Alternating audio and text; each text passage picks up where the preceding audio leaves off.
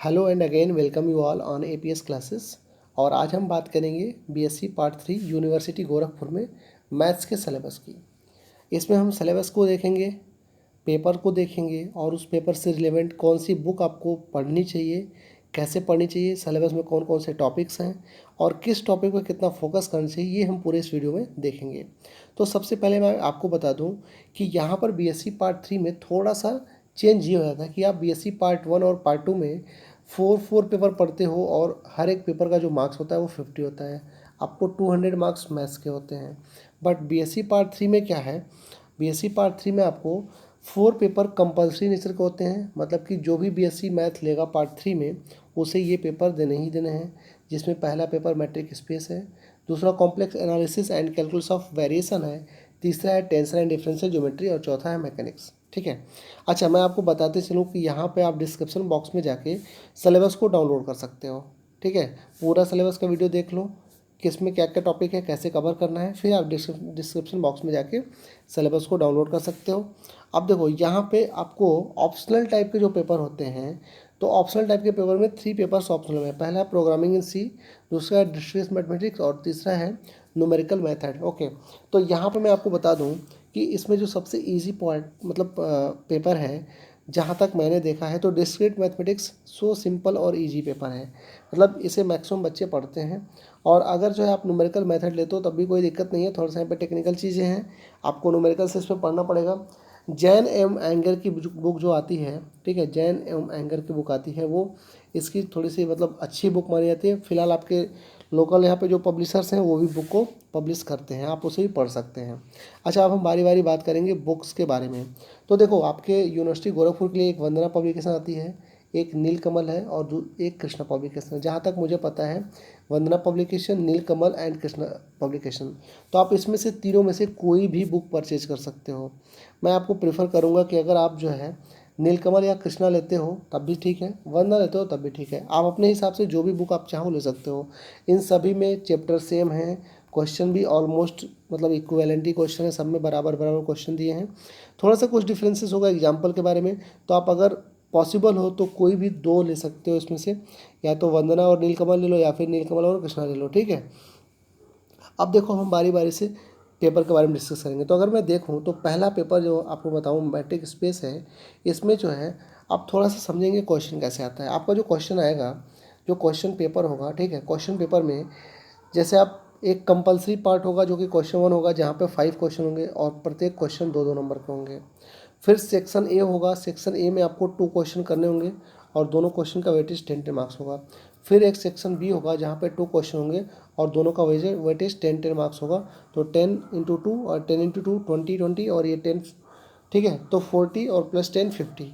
अब देखो यहाँ पे जो है, अगर आप थोड़ा सा सिलेबस को अच्छे से देखो तो जो पहला पोर्शन ये है, definition of matric space, example of matric space, bounded unbounded matric space, ठीक है, pseudo matric space, example of pseudo matric space. ये मतलब जितने सारे आपको मैट्रिक स्पेस हैं, यहाँ से 2 क्वेश्चन आते हैं फुल। ठीक है, 2 क्वेश्चन मीन्स 10-10 मार्क्स के 2 क्वेश्चन। अच्छा, नीचे जो सेकंड चैप्टर है, ओपन क्लोज सब spheres, neighbourhood of limit point, interior point etcetera, ये सारी जो चीज़ें दे रखी हैं, dense set, separable set, open close set, या फिर जो भी मैट्रिक स्पेस जो भी यहाँ पे दे रखे हैं, यहाँ से 2 क्वेश्चंस पुल आते हैं। बट होता क्या है कि आपको जो पेपर मिला है, पेपर में जो सेक्शन ए है उसमें टोटल होते हैं 4 क्वेश्चन। ठीक है, आपको करने होते हैं सिर्फ 2। तो सेक्शन में यहाँ से 4 क्वेश्चन आएंगे और यहाँ से आपको कोई भी 2 क्वेश्चन करना है। ठीक है। अब ठीक ऐसे ही अगर हम नीचे बात करें तो यहाँ पे सेक्शन बी जो दिया हुआ है, देखो सेक्शन बी में जो है फिर आपको आएंगे टोटल 4 क्वेश्चन और 4 में से कोई आपको 2 क्वेश्चन करना है। 4 क्वेश्चन में सिर्फ आपको 2 क्वेश्चन करना है 20 मार्क्स के लिए। अब देखो यहाँ पे बताते चलूँ, जो यहाँ पे इंपॉर्टेंट चैप्टर होता है सेक्शन बी के लिए, वो कॉम्पैक्टनेस हो जाता है। ठीक है, अगर हम कॉम्पैक्ट सेट की बात करेंगे तो ये कॉम्पैक्ट सेट वाली जो चैप्टर है कॉम्पैक्टनेस और एक कनेक्टेडनेस है, यहाँ से क्वेश्चन तो बनते ही बनते हैं। फिलहाल जो है देखो, सीक्वेंस जो आप पढ़ते हो ना, रियल नंबर में जो सीक्वेंस पढ़े थे, वो सीक्वेंस लगभग यहाँ पे भी सेम कॉन्सेप्ट है, बट यहाँ पे सीक्वेंस इन मैट्रिक स्पेस पढ़ेंगे, कन्वर्जेंस इन मैट्रिक स्पेस पढ़ेंगे, कॉसी सीक्वेंस पढ़ेंगे बट मैट्रिक स्पेस के रेफरेंस में पढ़ेंगे, कंप्लीट मैट्रिक स्पेस पढ़ेंगे। ठीक है, यहाँ पे आइसोमेट्री पढ़ेंगे या फिर कंप्लीशन ऑफ मैट्रिक स्पेस पढ़ेंगे, फंक्शन पढ़ेंगे, कॉन्टिन्यूटी ऑफ फंक्शन पढ़ेंगे, algebra of real and complex valued function पढ़ेंगे। बट ये जितनी सारी चीज़ें पढ़ेंगे ना आप, कॉन्टिन्यूटी, सीक्वेंस, एक्सेट्रा वगैरह, ये सारी की सारी चीज़ें आप कैसे पढ़ेंगे, मैट्रिक्स स्पेस के रेफरेंस में पढ़ेंगे। फिर सेपरेटेड सेट, डिसकनेक्टेड सेट। आपको मैं एक बात बताते चलूँ कि विद इन 8 मंथ और 6 मंथ और 10 मंथ जो भी आप कर लीजिए, मैं कोशिश करूँगा कि मैं सारे के सारे चैप्टर्स पे वीडियो बनाऊँ, और कुछ चैप्टर्स पे वीडियो मैं अपने रिसर्च स्कॉलर फ्रेंड्स से बनवाऊँगा जो आपके लिए काफ़ी बेनिफिशियल होंगे। और सारे वीडियो के जो नोट्स होंगे वो डिस्क्रिप्शन बॉक्स में मैं ज़रूर से अटैच करने की कोशिश करूँगा कि आपको कहीं भी कोई प्रॉब्लम ना हो, ठीक है। फ़िलहाल अब जो है हम बताएं आपको, सेकेंड पेपर जो है वो काफ़ी ईजी है और इसमें अच्छा स्कोर होता है, ठीक है। फर्स्ट पेपर में थोड़ा सा थियोरेटिकल है तो स्कोर उतना अच्छा नहीं हो पाता है कुछ लोगों का, बट पाने वाले उसमें भी 45 प्लस पाए हैं। अगर हम बात करें सेकेंड पेपर की तो ये है कॉम्प्लेक्स एनालिसिस, ठीक है। Complex analysis and calculus of variation. यहाँ पे जो कॉम्प्लेक्स एनालिसिस है, देखो अगर आप आगे जो है नेट का एग्ज़ाम दोगे ना, तो नेट के एग्ज़ाम में बड़े ही क्वेश्चन यहाँ से बनते हैं। एक क्वेश्चन 100% कन्फर्म होता है, ये जो सिंगुलरिटी वगैरह पढ़ रहे हो ना, singularity, Morera theorem, Cauchy Riemann, ये कॉशी रीमान इक्वेशन से गेट में एक क्वेश्चन आता है। अगर आप नेट और गेट को फोकस करते हो तो ये पोर्शन आपके लिए बहुत ही इंपॉर्टेंट है, ठीक है। और काफ़ी ईजी पोर्शन है। कॉम्प्लेक्स वीडियो में बनाऊँगा खुद, और आपको पढ़ने के बाद पता लगेगा कितना इंटरेस्टिंग और कितना इजी चैप्टर है। तो यहाँ पे कॉम्प्लेक्स एनालिसिस जो है उसमें आपको एनालिटिक फंक्शन पढ़ना है, कॉशी रीमान पढ़ना है, ठीक है। और फिर जो है कॉम्प्लेक्स इंटीग्रेशन पढ़ना है, कॉशी रीमान, कॉशी का थ्योरम पढ़ना है, कॉशी इंटीग्रल फॉर्मूला पढ़ना है, डेरिवेटिव्स पढ़ना है, टेलर एंड, आपको यहाँ पे टेलर एंड लॉरेंट सीरीज मिलेंगे, ठीक है।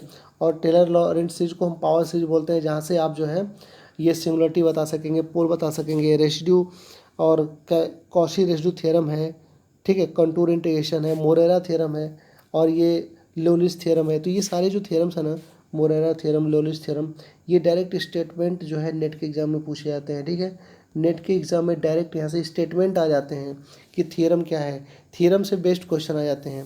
अभी देखो यहाँ पे 4 क्वेश्चन जो आपके बनेंगे सेक्शन ए में, जैसे मैंने आपको पेपर 1 बताया, तो 4 के 4 क्वेश्चन यहाँ पे सेक्शन ए में कॉम्प्लेक्स एनालिसिस होंगे, और बाकी सेक्शन बी में कैलकुलस ऑफ वेरिएशन है, जो कि आप पार्ट 1 में अगर लाप्लास ट्रांसफॉर्मेशन पढ़े हो तो सेम वैसे ही यहाँ पे जो है आपको फूरियर मिलेगा और कैलकुलस ऑफ वेरिएशन मिलेगा। तो कैलकुलस ऑफ वेरिएशन भी काफ़ी ईजी है, और ये फूरियर ट्रांसफॉर्मेशन बीच में जो है यहाँ से 2 क्वेश्चन आते हैं। तो जैसे आप फर्स्ट ईयर में डिफरेंशियल इक्वेशन के साथ लाप्लास पढ़ते थे, वैसे ही यहाँ पे फूरियर ट्रांसफॉर्मेशन है, और फिर आपको कैलकुलस ऑफ वेरिएशन है। तो मैं आपको बता दूँ, कैलकुलस ऑफ वेरिएशन से भी 1 क्वेश्चन 100% फिक्स होता है नेट एग्जाम में, ठीक है। और गेट के एग्जाम में भी 100% एक क्वेश्चन फिक्स होता है कैलकुलस ऑफ वेरिएशन से। तो अगर मैं बात करूँ तो ये जो आपका पेपर है ना, पेपर सेकेंड, ये नेट, ठीक है, और गेट के पॉइंट ऑफ व्यू से बहुत ही इम्पॉर्टेंट है, ठीक है। इसको मैं बीएससी के लेवल से भी पढ़ाऊँगा, और मैं इस पर नेट और गेट के लेवल का भी आपको वीडियो लेक्चर प्रोवाइड करने की कोशिश करूँगा विद इन 8 to 10 मंथ, ठीक है। फिलहाल आप मेरे चैनल को सब्सक्राइब कर लीजिए। अगर आपको बीएससी से रिलेटेड, मैथ्स से रिलेटेड वीडियो चाहिए तो बिल्कुल सब्सक्राइब कर लीजिए, और प्लीज़ शेयर करें, लाइक करें, सब्सक्राइब करें, कमेंट करें, ठीक है। चलो फिलहाल अब हम थर्ड पेपर की तरफ बढ़ते हैं। तो जो थर्ड पेपर है उसका नाम है टेंसर एंड डिफरेंशियल ज्योमेट्री। अगर हम टेंसर और डिफरेंशियल ज्योमेट्री की बात करें तो ये थोड़ा सा अलग तरीके का मैथ्स है। यहाँ पे आपको थोड़ा दिमाग लगाना पड़ेगा और पैटर्न सीखना पड़ेगा। टेंसर जो है, पूरे के पूरे टेंसर में आपको लिखने की हैबिट होनी चाहिए, ठीक है। इसमें ए आई जे फॉर्म का होता है, फिर डेल्टा आई जे फॉर्म का होता है, ठीक है। बहुत सारी चीज़ें इसमें नोटेशन जो आपको मिलेंगी वो अलग मिलेंगी। तो यहाँ पे जो सेक्शन है वो पूरा का पूरा टेंसर पोर्शन है, आप इसको पढ़ सकते हो, ठीक है। यहाँ पे 3 क्वेश्चंस यहाँ से आते हैं। अब देखो इसमें मैं आपको बता दूँ, ये जो सिमेट्रिक, इसको सिमेट्रिक टेंसर लिखा हुआ है, जो भी चीज़ें हैं टेंसर से रिलेटेड, इसको आप लिख के प्रैक्टिस करोगे तभी हो पाएगा। क्रिस्टोफल सिंबल्स वेरी इंपॉर्टेंट है। अगर आप एमएससी मैथमेटिक्स करेंगे तो आपको वहाँ पे मिलेगा स्ट्रक्चरल ऑन डिफरेंशिएबल मैनीफोल्ड, जिसमें आपको ये सारी चीज़ें फिर से मिलेंगी, ठीक है। आपको एमएससी में फिर से अगर मैथ से करते हो तो स्ट्रक्चर ऑन डिफरेंशिएबल मैनीफोल्ड में आपको ये फिर से सारे के सारे सिंबल मिलने वाले हैं। और यहाँ पे सिंबल्स जो है वो काफ़ी वेल मैनर्ड तरीके से लिखने पड़ते हैं, तब जाके नंबर आपको मिलता है। अब देखो इसका जो सेकेंड पार्ट है डिफरेंशियल ज्योमेट्री, तो डिफरेंशियल ज्योमेट्री भी काफ़ी इजी पोर्शन है, बट इसमें कुछ थ्योरम्स ऐसे हैं जिसको आपको याद भी करना पड़ेगा और लिख के प्रैक्टिस भी करना पड़ेगा, ठीक है। तो आपके बाकी जो 4 क्वेश्चन हैं वो सेक्शन बी से बनते हैं और सेक्शन ए से 4 क्वेश्चन होते हैं। तो आई होप इसके वीडियो भी आपको मिलेंगे मेरे चैनल से, तो जहाँ से आपको कोई दिक्कत नहीं होगी, और नोट्स भी आपको मिलेंगे। हर एक वीडियो का नोट्स उसके डिस्क्रिप्शन बॉक्स में होगा। अब देखो जो 4th पेपर आता है मैकेनिक्स, तो मैकेनिक्स काफ़ी ईजी और इंटरेस्टिंग चैप्टर है। मैकेनिक्स में अगर जो है आप थोड़ा सा भी अच्छे से पढ़ लोगे ना, तो इस बात की गारंटी है कि आपको यहाँ पे 40 मार्क्स तो मिल ही जाएगा बड़े आराम से, ठीक है।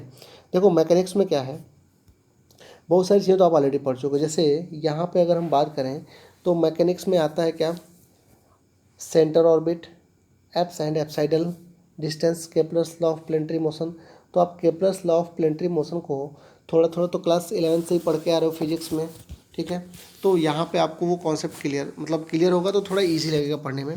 फिर अगर हम देखें तो पहले चैप्टर से स्टैटिस्टिक पोर्शन से, जो स्टैटिक्स पोर्शन से फोर्स इन 3 डायमेंशन, जहाँ पे कोप्लेनर फोर्सेस की बात की जाएगी, point shot central axis, ranches की बात की जाएगी, नल लाइन एंड नल प्लेन्स होगा, और conjugate lines and conjugate forces होगा।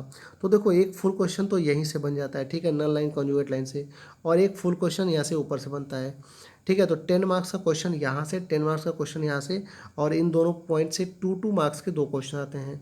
तो नियर अबाउट ये मान के चलो कि अगर आप पहले चैप्टर को अच्छे से पढ़ लो ना, तो आपके 22 मार्क्स तो ईजिली मिल जाएंगे, ठीक है। अब देखो फिर इसके आगे जो है अगर हम बात करें तो केपलर से एक क्वेश्चन हर साल फिक्स होता है 10 मार्क्स का, और फिर motion in particle 3 dimensional acceleration, बाकी कोऑर्डिनेट सिस्टम की चीज़ें हैं। अगर आप फिजिक्स से बेसिक पार्ट 3 में फिजिक्स ले रखे हो तो थोड़ा सा आपको वहाँ से हेल्प मिलेगा, क्योंकि उसमें भी हम कोऑर्डिनेट सिस्टम की बात करते हैं मैथमेटिकल फिजिक्स में, जो कि फिजिक्स का पहला पेपर होता है, mathematical physics and classical mechanics, ठीक है। अच्छा अभी सेक्शन बी की बात करें तो सेक्शन बी जो है इसका, सेक्शन बी में क्या है, डायनेमिक्स का पोर्शन है, रिजिड डायनेमिक्स जिसमें moment and product of inertia है। अब देखो इस चैप्टर में आप अगर बीएससी पार्ट वन में आपने जो है फिजिक्स का पेपर 1 जो पढ़ा था, फिजिक्स का पेपर 1 कौन सा पेपर था, पेपर फर्स्ट मैकेनिक्स था। तो उस मैकेनिक्स में आपने मोमेंट ऑफ इनर्शिया बहुत सारा निकाला होगा, तो वहाँ से मोमेंट ऑफ इनर्शिया के कॉन्सेप्ट अगर आपके थोड़े से रिवाइज हो जाएंगे तो इस चैप्टर को बड़े इजीली कर लोगे। और मोमेंट एप्सॉइडल और equimomental system and principal axis, तो देखो यहाँ से आपको 20 मार्क्स का क्वेश्चन यहाँ से आ जाएगा। तो अगर मैं स्ट्रेटजी की बात करूँ तो मैकेनिक्स में आप कम पढ़ के भी अच्छा नंबर ला सकते हो। देखो सबसे पहले क्या करो, आप स्टैटिक्स का जो ये पोर्शन है, सॉरी मैं स्टैटिस्टिक्स बोल दे रहा हूँ जबकि वो सांख्यिकी हो जाएगा। फिलहाल स्टैटिक्स की बात करेंगे तो स्टैटिक्स में ये पहला चैप्टर अच्छे से पढ़ लो, और डायनेमिक्स में एक चैप्टर अच्छे से पढ़ लो। अगर सिर्फ इतना पढ़ के जाते हो तो आपको 30 से 35 मार्क्स ईजिली मिल जाएंगे, ठीक है। देखो जो स्कोरिंग पेपर है ना, अगर हम बात करें स्कोरिंग पेपर की, तो जो पेपर सेकंड है, ठीक है, और पेपर सेकंड और पेपर फोर्थ, इन 2 पेपर में बड़े इजीली मार्क्स आ जाते हैं, ठीक है। मेरे खुद के जो मार्क्स थे पेपर सेकंड में 42 थे, और पेपर फोर्थ में मेरे 43 मार्क्स थे। इन दोनों में मेरे इतने इतने मार्क्स थे, ठीक है। जबकि मैं नॉर्मली बस बुक से पढ़ा था, और एग्ज़ाम टाइम में नॉर्मली 6 to 8 आवर्स डेली का डेली शेड्यूल था। तो देखो एग्ज़ाम टाइम में तो आपको 6 to 8 आवर्स पढ़ने पड़ेंगे। बीएससी की मैं अगर बात बताऊँ तो बीएससी में आपको जो है, आप पूरे साल कुछ भी करो बट एग्ज़ाम आ जाए तो 1 मंथ, एग्ज़ाम के पहले 1 मंथ का जो सीन होगा, ठीक है, उसमें आप जो है 6 to 8 आवर की अपनी स्टडी रखेंगे, जिसमें से 3 to 4 आवर एक सब्जेक्ट और 3 to 4 आवर एक सब्जेक्ट डेली, और 1 मंथ मीन्स 30 डेज आपको ऐसा करना होगा। फिर आपका परसेंटेज जो है बड़े आराम से 70% प्लस होगा, ठीक है, 70% प्लस होगा। तो चलिए हम उम्मीद करते हैं कि आपको बीएससी पार्ट 3 के मैथ्स के पेपर्स के बारे में पूरी की पूरी जानकारी मिल गई होगी। आप इस सिलेबस को डाउनलोड कर सकते हैं डिस्क्रिप्शन बॉक्स को, और प्लीज़ वीडियो को शेयर करिए, लाइक करिए एंड सब्सक्राइब करिए चैनल को, और आप चैनल से जुड़े रहिए। आपको इस चैनल से बीएससी के लगभग सारे पेपर को अच्छे से कवर किया जाएगा, और साथ ही साथ आपको आईआईटी जैम, ठीक है, आईआईटी जैम, और अगर नेट के लिए इंटरेस्टेड हो तो पूरा का पूरा मैं नहीं कह सकता हूँ, ठीक है, बिकॉज अकेले इतने बड़े एग्जाम की तैयारी करना थोड़ा मुश्किल है। बट अगर मेरे कुछ रिसर्च स्कॉलर फ्रेंड्स साथ देते हैं तो मैं कोशिश करूँगा कि 60% सिलेबस को मैं काफ़ी अच्छे से विथ प्रीवियस क्वेश्चन कंप्लीट करूँ, IIT jam and also net, ठीक है, मैं दोनों पर फोकस करूँगा। तो आपको यहाँ से वीडियो प्रोवाइड होंगे। चलिए, thank you for watching this session and have a good day everyone, take care, bye bye.